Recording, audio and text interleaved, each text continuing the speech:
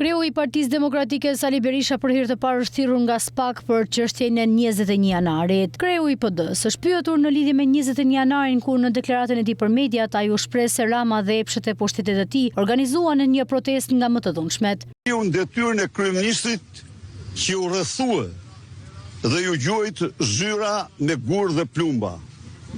Tani kuptojeni vetë se nuk flet gjë më shumë se sa kjo.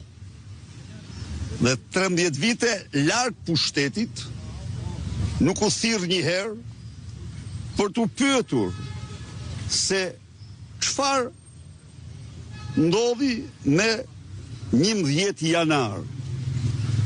Kjo mosthirrje flet më shumë se çdo gjë tjetër, sepse kjo mosthirrje kishte bante vetëm me faktin se Edi Rama organizoi për epshet e pushtetit të tij protestën më të dhunshme në historinë e vendit.